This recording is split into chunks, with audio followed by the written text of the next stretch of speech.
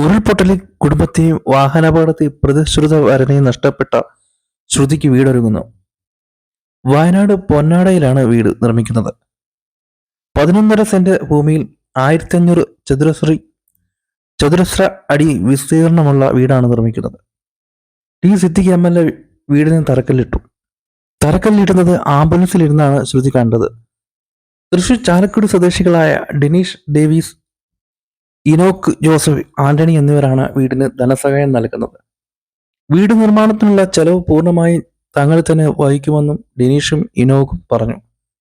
നിർമ്മാണത്തിന് 35 ലക്ഷം രൂപയോളം ചെലവ് വരും. ചൂരമലയിലെ പുതിയ വീടിന്റെ ഗൃഹപ്രവേശനം പൂർത്തിയായി കല്യാണ ഒരുക്കത്തിലേക്ക് കടക്കുമ്പോഴാണ് ഉരുൾപൊട്ടലുണ്ടായത്. ഉരുൾപൊട്ടലിൽ രക്ഷിതാക്കളെയും സഹോദരിയെയും നഷ്ടപ്പെട്ടു. വിവാഹത്തിനായി കരുതി വെച്ച പണവും ആഭരണങ്ങളും നഷ്ടമായി.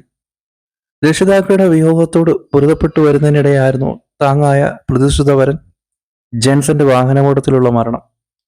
അപകടത്തിൽ പരിക്കേറ്റ ശ്രുതി കൽപ്പറ്റയിലെ താൽക്കാലിക പുനരധിവാസ കേന്ദ്രത്തിൽ കഴിയുമ്പോഴാണ് ധനസഹായം എത്തുന്നത്. അങ്ങനെ നല്ലവരായ ഒരുപാട് ആളുകൾ ആ കൊച്ചിനെ സഹായിക്കട്ടെ. അതിന് നല്ലൊരു വീട്, എല്ലാ സങ്കടങ്ങളും ആ വീട് കൊണ്ടൊന്നും മാറ്റാൻ പറ്റത്തില്ല എങ്കിലും അതിന് നല്ലൊരു വീട് ഉണ്ടാവട്ടെ. 35 ലക്ഷം രൂപയുടെ വീടെന്നൊക്കെ പറയുമ്പോൾ അത്യാവശ്യം വളരെ ഭംഗിയുള്ള വീടായിരിക്കും, അത്യാവശ്യം നല്ല വലിയ വീടായിരിക്കും. എന്തായാലും അതിന് നല്ലൊരു വീട് കിട്ടട്ടെ, അതിന് ജീവിതം വളരെ സന്തോഷമുള്ളതായി മാറട്ടെ.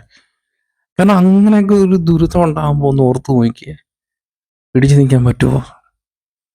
ആദ്യം അച്ഛനും അമ്മയും കൂടപ്പിറപ്പും എല്ലാം പോകുന്നു, ഒറ്റയ്ക്കാവുന്നു. പിന്നെ ആകെയുള്ള പ്രതീക്ഷ ജെൻസൺ എന്ന് പറഞ്ഞ ആ പയ്യനാണ് ജീവിതം മുമ്പോട്ട് കാണാൻ. അങ്ങനെ ഇരിക്കുമ്പോഴാണ് അവനും പോകുന്നത്, ആ പയ്യനും വിട്ടുപോകുന്നത്.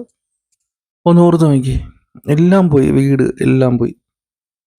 അതിനിടയിൽ രണ്ട് കാല് ഒടിഞ്ഞ് ഭയങ്കരമാണ് ആ ഒരു ജീവിതം. അല്ലെങ്കിൽ അവരുടെ ഒരു ആത്മഹത്യ ചെയ്യാതെ പിടിച്ചു നിൽക്കുക എന്ന് പറയുമ്പോൾ അത് അങ്ങനെ അവർക്ക് ആ ഒരു കരുത്ത്, ഇതുപോലെ അവരെ സ്നേഹിക്കുന്ന അല്ലെങ്കിൽ ആ കൊച്ചിനെ സ്നേഹിക്കുന്നവർ കൂടെ നിൽക്കുന്നുണ്ടാവും. അല്ലെങ്കിൽ അവരൊക്കെ മുമ്പ് ചെയ്തു പോയനെ. ഇതൊക്കെ ജെൻസന്റെ ഈ ഒരു അപകടം എല്ലാവർക്കും ഒരു പാഠമാണ്.